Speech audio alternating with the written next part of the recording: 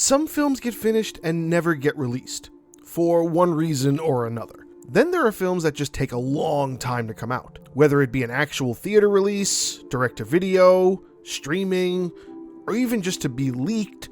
In some way, shape, or form, there are sometimes films that take a while to be publicly accessible to find.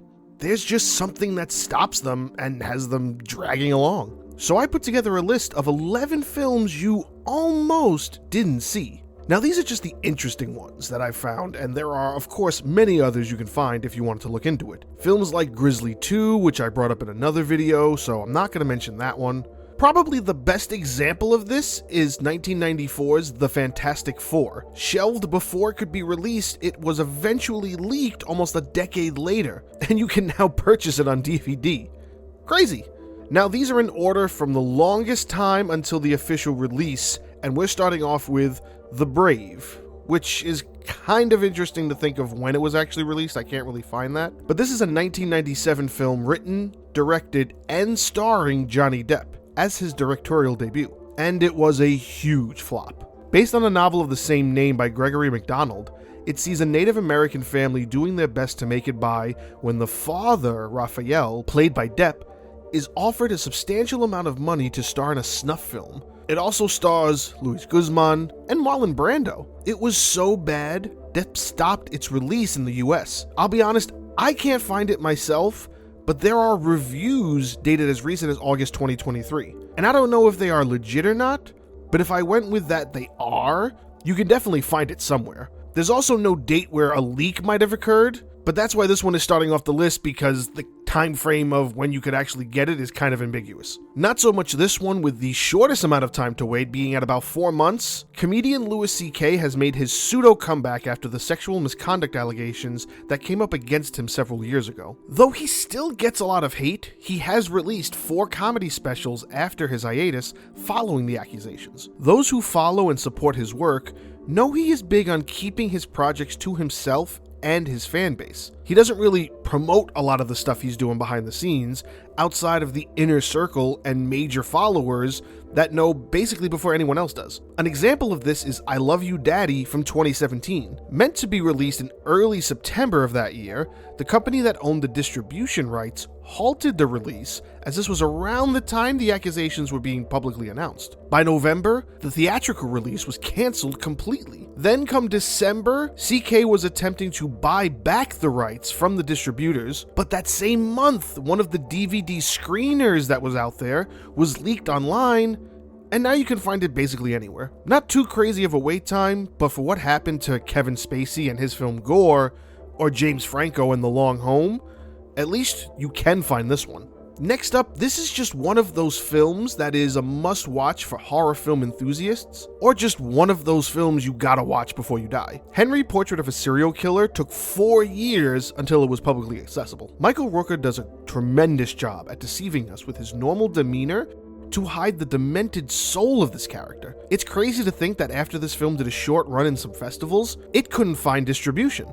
This was the late 80s, and a film leaking was not really a thing. So if no one wanted to distribute it, we would have had to wait until the boom of internet piracy until this film came out. The main reason was because the film is given an X rating, so not many production companies wanted to touch it for at least the first few years. By 1990, Greycoat Films picks up the distribution and gives it a theatrical run for that year, and the rest is history. Here's another piece of history that a lot of people may know. If you're a die-hard Bruce Lee fan, at this point, the backstory of the unfortunate scenario revolving around his last film might be known to you. Game of Death technically isn't his last film though. Lee was working on Game of Death in 1972 when during production, he was offered Enter the Dragon. He left production for Game of Death to get Enter the Dragon done, which then was released in 1973, 6 days after his death. So he never got to return to the production of Game of Death. By that point, they filmed approximately 100 minutes of footage for the film. Then the director of Enter the Dragon came on board and did some reshoots with stand-ins to finish the film. Although they did modify the original plot and used only 11 minutes of the actual footage shot for the original story, that would be the film we get in 1978. Then, in 2000, a 40-minute short film was released as an alternative version of the film using only footage from the original 100 minutes film. But it's listed as being incomplete, so the story probably doesn't make a lot of sense. Then again, for those radical Bruce Lee fans, they got all of that unreleased footage, which was a big deal. So 6 years from when they started filming until the film was actually released, but then again, you got at least 22 years until the version with the rest of the available footage was released as well. I honestly didn't even know about the second version of that film, which also I didn't even know that it took this long to make Mad Max Fury Road. So now for a little backstory, the first Mad Max comes out in 1979, and it's held the Guinness Book of World Record for the highest grossing film compared to cost, until it was beat out by the Blair Witch Project. The budget for Mad Max is around $400,000, and the film went on to gross over $100 million worldwide. And we're talking about a film that was banned in a bunch of territories at the time. It spawned 2 sequels in close succession, Mad Max 2 in 81, and then Beyond Thunderdome in 85. It was around 87 when the creator, George Miller, had the idea for the 4th film, just not what to do with it. Then in 1998, he put the wheels in motion to get the film going, with plans to start filming in 2000. Mel Gibson would reprise his role as Max, and it would see Sigourney Weaver take on the lead role of Furiosa, the character that would later be portrayed by Charlize Theron. Then, the 9/11 attacks happened, which caused the production to be postponed. Time would pass, and then Mel Gibson would bow out of the role because he didn't think an older road warrior made sense. Miller was going to give the film up, but in 2006, he decided to move forward without Gibson. Miller then begins helping with the development of a Mad Max video game, which would tie into the 4th film. I don't think the tie-in ever came to fruition, but the video game came out and it is fantastic. In 2010, Tom Hardy is casted as Max to replace Gibson. Miller announces plans to film 2 films back-to-back with a scheduled release in 2012. Unfortunately, filming doesn't start until 2012. Then it gets tied up in location issues, and it requires tons of reshoots at certain portions. All in all, filming doesn't end until sometime 2013. It then officially gets released in 2015 after all of this history. We are now getting a 5th film this year that was obviously not filmed at the same time, and it is a prequel to Fury Road. This is another one that took about 15 years until it came out, The Evil Within. Having nothing to do with the popular video game released a few years prior, The Evil Within is a horror film starring Sean Patrick Flanery, who you might know from The Boondock Saints, Dinah Meyer from Starship Troopers and Saw, and infamous horror film personality Michael Berryman. But it isn't just the cast that surprises you with this, it's that filming started in 2002. It would then start and stop over the years with many issues occurring behind the scenes. It had trouble with funding. There were conflicts with cast schedules. It was even part of a lawsuit brought on by an assistant from the production studio. It also had to deal with Berryman's illness, since even though he continues to pop up in various films, his later years seem to be catching up with him. The film would also be the last role for Matthew McGrory, who you may remember as the giant in Big Fish.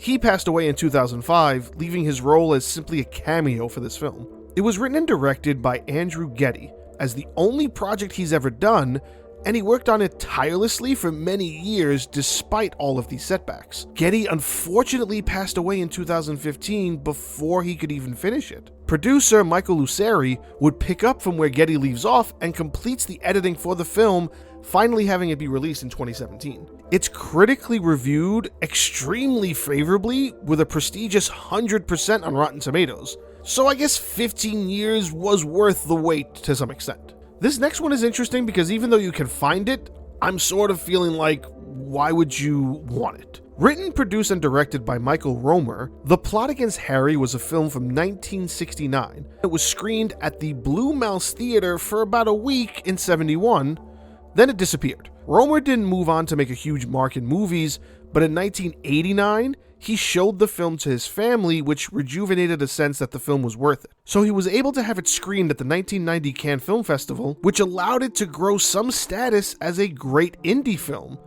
And it seems to be reviewed very favorably. You can't really stream it from what I can find, but you can get a pretty expensive DVD copy on Amazon. That's just ridiculous. The years keep piling on with this next one. The first Sleepaway Camp is released in 1983, and it has the status of one of the must-watch horror films of the 80s. A film costing $350,000 to then bank $11 million, you know they're gonna make a sequel. So in 1988, Sleepaway Camp 2, Sleepy Campers is released. A year later, Sleepaway Camp 3, Teenage Wasteland releases straight to VHS. Then in 1992, there's a fourth installment that begins filming, but the production company, Double Helix Productions, goes bankrupt, and filming shut down with only 34 minutes being recorded. We don't see any of this footage until 2002, when footage from the first day of shooting is added as a bonus feature to a special edition box set of the first film, which is long out of print by now. Nothing is heard again from this series until 2008, when Return to Sleepaway Camp is released under Magnolia Pictures. Eventually, someone thought to finish that fourth film, so they edited together what was completed with other archival footage of the series, and then in 2012, Sleepaway Camp 4: The Survivor is released direct-to-video. This was the last bit of the series up until 2020, when another sequel was announced, but it took 20 years to get the fifth one, or maybe technically the fourth one. I mean, who knows? And who knows if another one will even happen. This is another one that almost didn't happen, but for a very different reason. Dark Blood is the last film for young actor River Phoenix. He was working on this until his untimely death in 1993. The film was about 80% finished, and without Phoenix, it could not be completed. However, the director, George Schluezer, wanted to finish the film, so he asked his brother Joaquin Phoenix, but the family refused. So, Schluezer sat on the film and eventually completed the missing parts with narration. Then he screened that copy at the Netherlands Film Festival in 2012. Almost 20 years later, it was then screened 2 more times before disappearing. Then in 2018, it was apparently released in Germany on DVD. You can find a copy of it on YouTube these days, and it is in English. So those are films with a lot of different reasons to why they weren't released. This is probably the only one that isn't necessarily that there's any other reason besides that it was just banned in a lot of places for a long time. The Devils. Based on a book called The Devils of London, which is about various,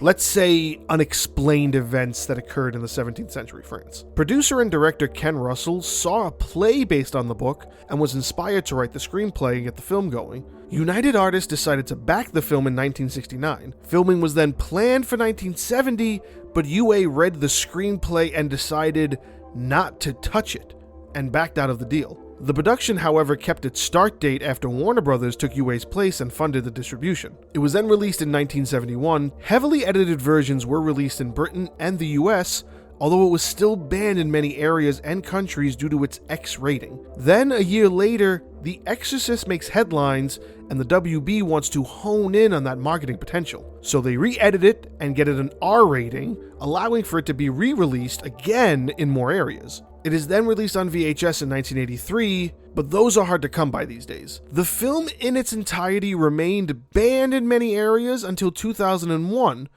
The film didn't get full distribution until 2010, where the edited US version was released on DVD. Then the edited British version was released in 2012 on DVD. Shudder would stream the edited version starting in 2017. Now, the difference in these versions is based on minutes. The original cut is 113 minutes long. The US cut is 108 minutes long. The cut for Britain is 111 minutes long. That difference of 2 to 5 minutes of film meant the difference between an X rating and an R rating. This is what lands this film on some of the lists of the most controversial movies of history. You can find any version pretty easily these days, and it only took 30 years to get it back on the radar, and almost 40 for an actual DVD. So now we've gone with films that have taken 5 years, 15 years, 30 years. This last film took 57 years. Back during the heyday of the I Love Lucy sitcom, they had planned a movie for the sitcom in 1953. It was filmed, screened once, and then shelved. The way they did the sitcom was it filmed a variety of episodes back to back, which were broken up with curtain calls. This movie was meant to be 3 episodes put together with added scenes to connect the stories. The film got shelved because it was meant to be released alongside another film called The Long Long Trailer. The contract for the Long trailer between the duo and MGM was that they would focus on this film specifically, so the I Love Lucy movie was shelved and forgotten about. Considered to be lost until scenes were used for the I Love Lucy 50th anniversary special in 2001. Then a screening of the film in its entirety was done later that same year. The film was then released as part of the complete series DVD box for the sitcom in 2007, but it wouldn't get its own DVD release until 2010. From the time it was finished to the time of its own DVD release, 57 years had passed, making this the film that took the longest to be released that I have found so far. But there's more out there, and I might do a part 2. If you'd be interested, leave a comment down below. As always, I appreciate you all, and if you're thinking about sticking around, you know how that works. I do hope you enjoyed this video, and thank you so much for watching. Cheers.